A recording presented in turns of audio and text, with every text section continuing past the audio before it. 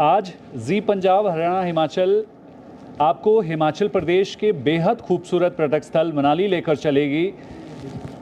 आज एक ऐसी डिस्कशन होने जा रही है जो हिमाचल प्रदेश में पहली मर्तबा होगी। जी हाँ, हिमाचल प्रदेश की सबसे बड़ी hotelier association Manali hotelier association एक महत्वपूर्ण डिस्कशन को इनिशिएट करने जा रही है, मनाली 2035। जी हाँ, 10 साल पहले ये डिस्कशन हो रही है, 10 साल बाद के विजनरी डेवलपमेंट की, और इस डिस्कशन का माध्यम बनने जा रहा है जी पंजाब हरियाणा हिमाचल।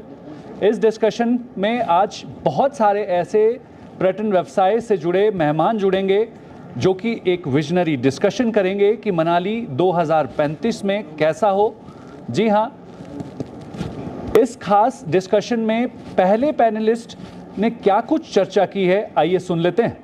आज का दिन इसलिए भी खास है क्योंकि बहुत लंबे समय से अच्छी बर्फबारी का इंतज़ार किया जा रहा था और ये इंतज़ार आज ख़त्म हुआ। कहीं ना कहीं हमारे खास मेहमानों को भी बहुत लंबा इंतज़ार करना पड़ा। आप सबका एक बार फिर से जी पंजाब हरियाणा हिमाचल की इस खास बातचीत में स्वागत है। बिना देरी करते हुए मैं पहले सवाल का जवाब जो है वरुण जी आपसे लेना चाहूँगा। आप एक लंबे समय से पर्यटन व्यवसाय से जुड़े हैं, आपने जो है ज़ीरो से स्टार्ट किया था और आज आप इतने लेविश होटल को जो है रन कर रहे हैं। कहीं ना कहीं बहुत सारी ऐसी चुनौतियां आपने इस दौरान देखी होंगी। आप किस तरीके से देखते हैं कि जो हमारा मनाली है 2035 तक कैसा होना चाहिए? संदीप जी, मैं आपका और जी बिज़नेस का बहुत धन्यवाद करना चाहूँगा। सबसे पहले आप 2 दिन से बहुत कोशिश कर रहे हैं। आपकी लगन को देखकर हमें भी लगता है कि हमें भी मनाली के लिए कुछ करना चाहिए। हमें नहीं लग पा रहा था कि ये प्रोग्राम पूरा हो पाएगा। मनाली के लिए 2035 की बात आप कर रहे हैं, बहुत सारी चुनौतियां हैं। हमारे पास एयर कनेक्टिविटी अच्छी नहीं है, रोड्स की हालत उस तरह से नहीं है जैसा होना चाहिए। और सबसे पहले तो मैं ये बताना चाहूँगा कि जो मास्टर प्लान बनते हैं उसमें आम लोगों को जोड़ना पड़ेगा। अगर टूरिज़्म की आप बात करें तो मेरा करीब 10वां होटल है ये। हमने पूरी कोशिश करी कि इसको कुल्लू के आर्किटेक्ट के साथ मिला के बनाया जाए और हम इसमें काफ़ी हद तक सफल भी रहे हैं और कोशिश करी हमने कि पूरी तरह से कर पाएँ। पर सरकार से हम ये चाहते थे कि एयर कनेक्टिविटी अच्छी हो, रोड्स अच्छे हों, जिस पर अभी काफ़ी काम होना ज़रूरी है। पॉलिसीज़ क्या होती है? पॉलिसीज़ बनती है एसी ऑफिस में बैठकर पॉलिसियाँ बनाई जाती है, जिनको इम्प्लीमेंट करने के लिए आम लोगों को नहीं जोड़ा जा रहा है। जब तक एक छोटे से छोटे टैक्सी वाले को, पैराग्लाइडिंग वाले को, आपका राफ्टिंग वाले को, इनको नहीं जोड़ा जाएगा, एक आम आदमी तक, गांव के पंचायत तक नहीं जोड़ा जाएगा, तब तक टूरिज़्म को करना मुश्किल है। हमें अपनी सोच बदलनी पड़ेगी। हमारी बात हम करते, हमें सीखना पड़ेगा राजस्थान से, हमें सीखना पड़ेगा केरला से कि किस तरह की हॉस्पिटैलिटी होती है, किस तरह की सर्विसेज हमें देनी है। अभी तक हमारी मनाली में एज ए लोकल, मैं भी एक मनाली से ही हूँ, हमारी अपनी सोच ही नहीं बदल पाई है। टूरिस्ट को हमें किस तरह से सर्विस देनी है, अतिथि देवो भव हम कहते थे, पर उसको नहीं किया जा पा रहा है, नहीं इम्प्लीमेंट कर पा रहे हैं हम उस चीज़ को। हमें ट्रेनिंग देनी पड़ेगी, टैक्सी ड्राइवर्स को ट्रेनिंग देनी पड़ेगी। मैं सरकार से ये चाहूँगा कि कुछ इस तरह की पॉलिसीज़ बनाई जाए कि टैक्सी ड्राइवर को ट्रेनिंग दी जाए, एक छोटी सी पंचायत को जोड़ा जाए, क्योंकि जब तक एक आम आदमी तक उस चीज़ की पहुँच नहीं हो पाएगी तो मुश्किल है इस चीज़ को करना। बिल्कुल, बहुत सारे चैलेंजेस हैं, लेकिन उन्हीं चैलेंजेस को दूर करने का हमारा उद्देश्य भी रहता है और इसी वजह से आज हम इस खास मंच पर मौजूद भी है। चमन जी, मेरा सवाल आपसे रहने वाला है, क्योंकि ये टूरिज्म सेक्टर जो है वो बहुत सारे जिम्मेदारियों के साथ आता है। जिम्मेदारी हमारी टूरिस्ट के प्रति तो है ही, लेकिन उसके साथ साथ नेचर के लिए भी हमारी बहुत बड़ी जिम्मेदारी है। वास्ट डेवलपमेंट हम देखते हैं तो वो हम नेचर को चैलेंज भी कर रहे हैं। टूरिस्ट को एक्सपीरियंसेस बेटर मिले, लेकिन नेचर को प्रोटेक्ट करने के लिए हमारा क्या विजन रहने वाला है? सर्वप्रथम तो मैं धन्यवाद करूंगा पंजाब हरियाणा हिमाचल जी प्रोग्राम जो आपने रखा हुआ है। हमें पर्यटन का जो है इको फ्रेंडली पर्यटन हमें आगे करना चाहिए, क्योंकि टूरिस्ट अगर मनाली आता है, जैसे जाम लगते हैं और कई खबरें ऐसी फैलती हैं जाम लग गया और बड़ा मुश्किल हो गया, वो हम सबको देखना है। वो एक हमारा सौभाग्य है कि टूरिस्ट मनाली आ रहा है और ज़्यादा आना चाहिए। जो प्राइवेट स्टेक होल्डर हैं उन्होंने बहुत अच्छे से मनाली को सजाया हुआ है और जितना मर्जी टूरिस्ट मनाली आ जाए और जिस मर्जी लेवल का टूरिस्ट मनाली आए उसको सबको यहाँ पे रखने के लिए सुविधा जो है लोगों ने, प्राइवेट लोगों ने करी है। पर मैं ये कहना चाहूँगा कि सरकारों की कहीं ना कहीं बहुत बड़ी जिम्मेवारी है, चाहे वो कोई भी सरकार हो, चाहे प्रदेश की सरकार हो चाहे केंद्र की सरकार हो, सरकारों की बहुत बड़ी जिम्मेवारी है। क्योंकि टूरिस्ट जब आता है लोग अपनी महंगी महंगी गाड़ियों में आते हैं। आज की डेट में रोड इतने अच्छे हो गए हैं कि चंडीगढ़ से मनाली आने के लिए सिर्फ 4 घंटे में चंडीगढ़ से मनाली पहुंच जाते हैं, जो पहले 8-8 घंटे 10-10 घंटे जूझना पड़ता था तब पहुंचते थे।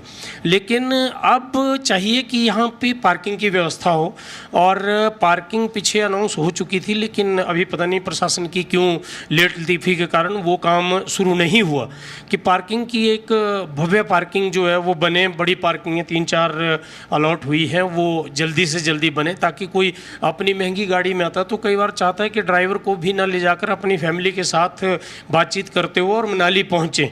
मनाली एक ऐसा डेस्टिनेशन है जहाँ पे टूरिस्ट की हर प्रकार की सुविधा टूरिस्ट के लिए, जो टूरिस्ट को चाहिए 4-5 चीज़ें मेन होती हैं। जैसे कि रिवर चाहिए होता है तो रिवर मनाली में है, टूरिस्ट को पहाड़ चाहिए होते हैं, पहाड़ मनाली में है। और मेरे को लग रहा है कि देश विदेश में ऐसा पर्यटन स्थल नहीं है कि जो सारी की सारी चीज़ें बर्फ़ देखने को पूरा साल मनाली में मिलती है। वहीं पे आध्यात्मिक टूरिस्ट अगर हम बोलें तो यहाँ पे बहुत बढ़िया बढ़िया प्राचीन मंदिर हैं जिसमें अपनी आस्था से जुड़े हुए हर मसले को लोग जो है माथा टेक कर वहाँ पे पूजा अर्चना करते हैं। कोई टूरिस्ट ऐसा भी आता है कि सावन महीने में आ रहा है, उसको शिव मंदिर चाहिए तो श्याली महादेव मंदिर है, हडिम्बा मंदिर यहाँ पे है जिसमें जो भी आस्था वाले टूरिस्ट आते हैं वो भी जा सकते हैं। और रिवर यहाँ पे बह रही है, अगर कहीं से बोर हो गए तो पानी के किनारे शांत होकर बैठ सकते हैं। लेकिन वो बैठने की जगहें बनाना, सेफ जगहें बनाना, वो सरकारों का काम है।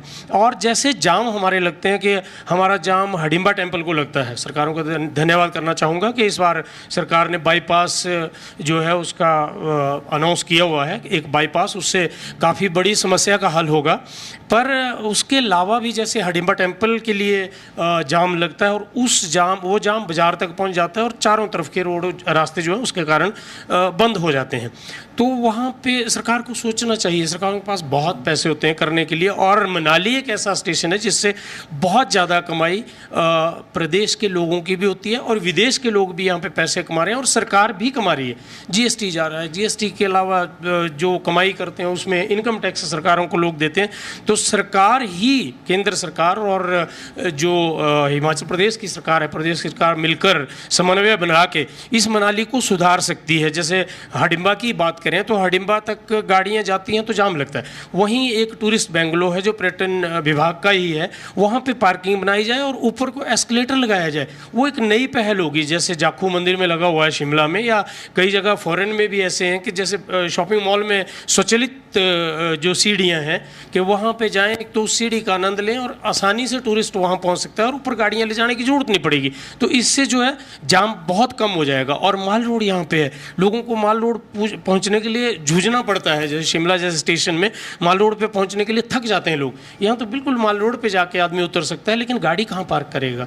That is a big problem. इस तरह की जो समस्याएं हैं वो सारे समाधान हो तो उसके बाद जो है मनाली में जितना मर्जी पर्यटक आ जाए, मनाली सबको संभालने के लिए बिल्कुल तैयार बैठी है। और अतिथि देवो भव की नीति से यहाँ पे काम करते हैं लोग, ऐसा नहीं, बड़े बड़े होटल वाले अतिथियों का बहुत स्वागत करते हैं। पर यही प्रॉब्लम है, जैसे आज हुई प्रॉब्लम के पूरा दिन भर 11 घंटे 8 घंटे उस रोड से इस बैंक पे आने के लिए लग गए। तो ये थोड़ा बहुत सिस्टम में बदलाव लाना पड़ेगा। बिल्कुल चमन जी, आपने ठीक कहा, क्योंकि जिस तरीके से लगातार मनाली में जो टूरिस्ट का फुटफॉल है वो बढ़ता जा रहा है, आप जैसे उद्यमियों के लिए और बहुत सारे टूरिज़्म स्टेक होल्डर्स के लिए पॉजिटिव साइन भी है। जब टूरिस्ट फ्लो बढ़ता है तो कहीं ना कहीं चुनौतियां भी लेकर आता है। अगले सवाल का जवाब जो है मैं इस पैनल के सबसे युवा गेस्ट से लेना चाहूँगा। सिद्धांत, आपसे मैं जानना चाहूँगा कि आप किस तरीके से देखते हैं जिस तरीके से टूरिज़्म फ़्लो लगातार मनाली में बढ़ता जा रहा है, बहुत सारे जो ऑप्शंस हैं रोज़गार के वो खुलते जा रहे हैं, लेकिन 2035 तक आते आते हमें ऐसे कौन से 2 या 3 स्टेप्स ज़रूरी हैं जो मनाली को और बेहतर कर सकते हैं? Sandeep ji, thank you so much for giving me this platform. I would like to thank Zee and Manali Hoteliers Association for this wonderful platform.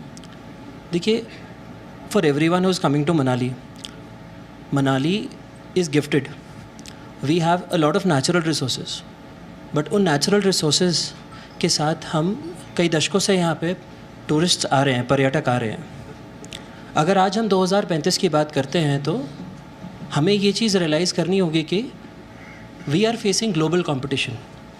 Every year globally बहुत सारी नई डेस्टिनेशंस प्रमोट हो रही हैं, बहुत सारी नई destinations domestic as well as on an international level उभर के आ रही हैं. और अगर हम को टूरिज़्म को कंसिस्टेंटली एक हमारा ग्राफ ग्रो करना चाहिए, उसके लिए we have to give a purpose. That purpose needs to be that which gets people to Manali. जैसा चमन जी ने कहा कि हमारे पास यहाँ पे ऐसा क्या है, हम इन नेचुरल रिसोर्सेज को किस तरह से कैपिटलाइज कर सकते हैं. Why don't we have a great gondola network so that people do not face traffic. We just need to have a master plan so that people can commute. And on an international level, अगर हम आज बात करते हैं, आज से 20 साल पहले केरला को लोग उस तरीके से नहीं जानते थे जिस तरह से आज जानते हैं, because now people know Kerala on a global level.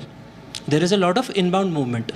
But I'm sorry to say, आज की डेट में भी अगर हम हिमाचल, हम ट्रेड फेयर्स पे जाते हैं, लोगों का हिमाचल को लेके वो नो हाउ नहीं है. We are not able to promote Himachal as a global destination, although we are gifted enough. We just need to promote it. Why do people have to fly to Kashmir to play golf? Why can not they come to Manali? और इस चीज़ के लिए I don't speak as a hotelier, I speak as a stakeholder, because hotel is a part of tourism.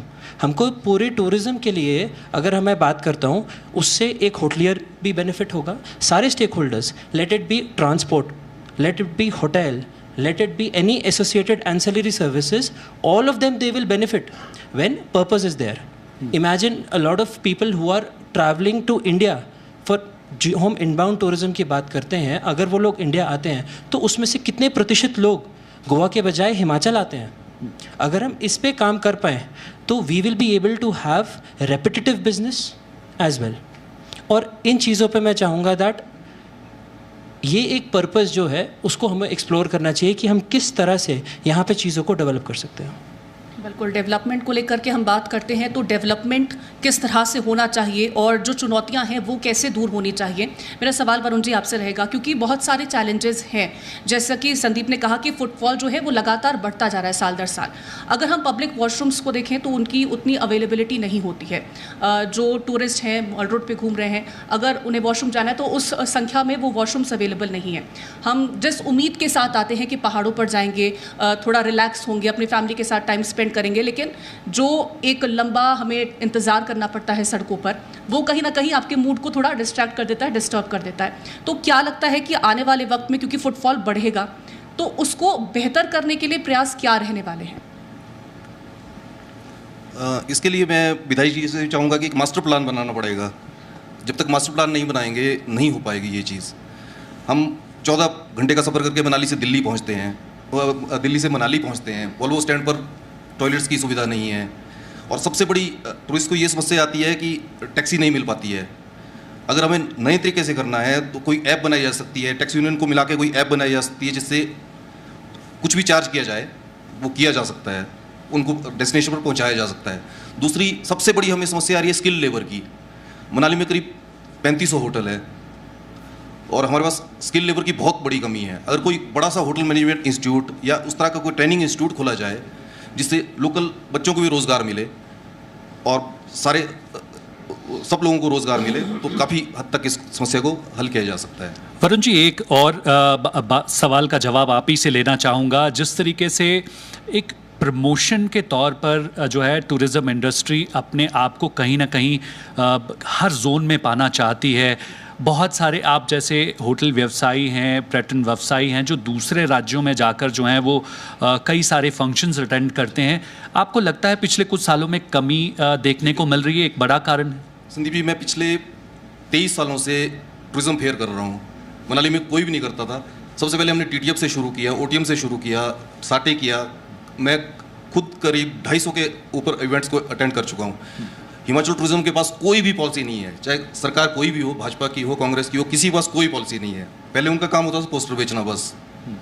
अब भी आप अहमदाबाद को देखिए, आप गुजरात को देखिए, गुजरात टूरिज्म को देखिए, केरला टूरिज्म को देखिए, गुजरात में कुछ भी नहीं है, राजस्थान टूरिज्म को देखिए, एक लगता है कि पूरी तरह प्रेजेंस होती है।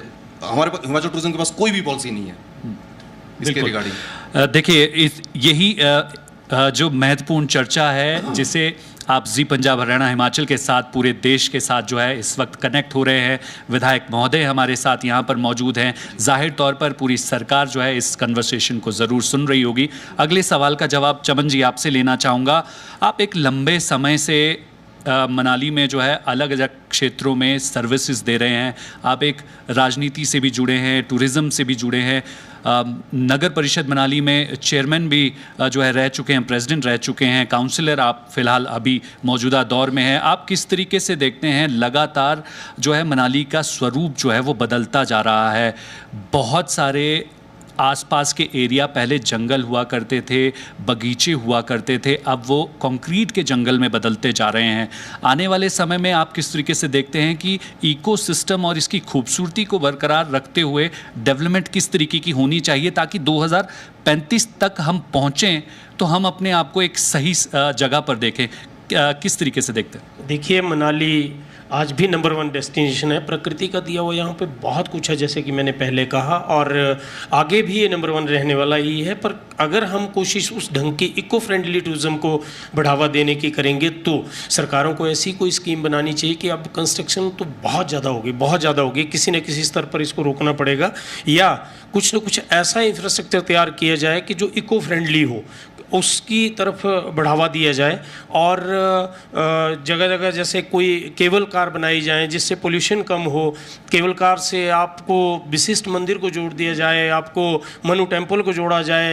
ये पहले भी प्रपोज़ल हमने भी भेजी थी कई बार, लेकिन क्यों नहीं इम्प्लीमेंट होती, क्योंकि हम तो एक छोटे से उसमें नगर परिषद में रहे हुए हैं। और ये काम सब प्रदेश सरकार और सेंट्रल गवर्नमेंट के हैं, क्योंकि बड़ा बजट चाहिए होता है। हमारा तो एरिया भी बिल्कुल छोटा था, उसमें सफाई व्यवस्था की जहाँ तक बात करें तो वो हमने बिल्कुल अपने स्तर पे जितनी कर सकते थे उतनी पूरे ढंग से। शहर हमारा बिल्कुल रिवर के साथ परली साइड को पड़ता है, लेकिन एकदम इस साइड को टीडीसी के अंडर एरिया आता है।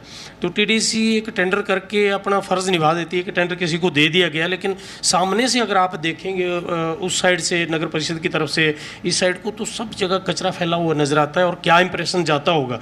कई बार टीडीसी की मीटिंग में हमने ये मुद्दा उठाया कि उस टेंडर का जो है वो इस ढंग से इम्प्लीमेंट होना चाहिए कि कहीं भी कचरा दिखे तो उस ठेकेदार को जो है पूछा जा सके, चाहे वो रोहतांग से लेके जहाँ तक बैरियर, हमारे ग्रीन टैक्स बैरियर लगे हुए हैं, वहाँ तक वही ठेकेदार उस टीडीसी के उसको देखता है। तो स्ट्रिक्टली या प्यार से काउंसलिंग करके, और लोगों को भी चाहिए कि वो जगह जगह कचरा ना फेंकें, और अगर खुद नहीं फेंकेंगे तो फिर उसके बाद हम पर्यटकों को भी कह सकते हैं। तो इको फ्रेंडली टूरिज्म पे अगर चलेंगे तो ज़्यादा सस्टेनेबल रहेगा, और 2035 आते आते हम और सुंदर मनाली बनाएंगे। क्योंकि मनाली में रोहतांग एक अपने आप में अलग ही, रोहतांग के नाम से लोगों को एक अलग ही इंटरेस्ट बना होता है। इवन कि दिल्ली में जाएं तो कईयों ने अपने बच्चों का नाम रोहतांग रखा हुआ है। वो देवभूमि भी है और हिमालय है, हिमालय का मुकुट है।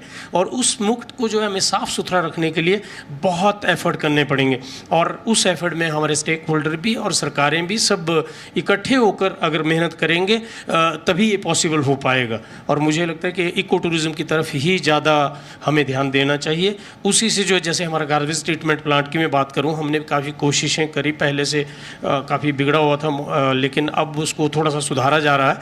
लेकिन सरकार को चाहिए कि एक जगह का नहीं, सिर्फ मनाली में ही नहीं टूरिज़्म है, पूरे हिमाचल में टूरिज़्म है, तो अलग अलग डेस्टिनेशन भी खोलने चाहिए। और गार्बेज ट्रीटमेंट प्लांट जो कई जगह ऐसी वीरानी जगहें हैं जहाँ पे बस्ती भी नहीं है और पेड़ भी नहीं है, तो एक जगह क्लस्टर करके कम से कम 10 नगर परिषद, नगर पंचायतों को एक ही जगह पे, और उसको ढंग से मैनेज करना चाहिए। तो हर शहर के जहाँ भी आते हैं, कि चाहे मंडी आए, मंडी के शहर के पास बदबू मिलेगी आपको, कुल्लू आए तो कुल्लू के शहर के पास बदबू मिलेगी आपको। तो पर्यटक क्या इंप्रेशन लेके जाता है। तो हम जब भोपाल भी गए, इंदौर वहाँ पर गए, तो हमने देखा कि वहाँ पे बहुत बढ़िया तरीके से उन्होंने इसको मैनेज किया हुआ है। लेकिन वहाँ पे बड़ी जगह पे हमारे पास बड़ी जगहें नहीं हैं, लेकिन कई ऐसी जगहें हैं जो वीराने में हैं, तो वहाँ पे एक बड़ा सा क्लस्टर बना के वहाँ पे 5, 7, 10 नगर परिषदों को इकट्ठा करके और वहाँ इसका मैनेजमेंट करना चाहिए। तो सभी शहर जो हैं वो साफ़ सुथरे होंगे और पर्यटकों को भी देखने को अच्छे और सुंदर लगेंगे। बिल्कुल, साफ सफाई तो सबसे ज़्यादा महत्वपूर्ण होती है क्योंकि वही आपके एक्सपीरियंस को बेटर बनाता है। सिद्धांत जी, एक आखिरी सवाल मेरा आपसे रहने वाला है, साफ सफाई से जुड़ा हुआ सवाल है, क्योंकि एक्सप्लोर्ड जगह हमने जो देखी है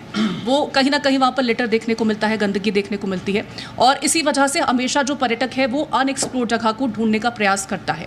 अब उसको कैसे बेहतर रखना है, क्योंकि एक्सप्लोर्ड जो जगहें हैं वहाँ पर साफ सफाई की व्यवस्था करना ज़रूरी है, अनएक्सप्लोर्ड जगह को गंदा ना किया जा सके, उसके लिए मोटिवेट कैसे करेंगे जो आने वाले टूरिस्ट हैं और यहाँ के लोकल्स को?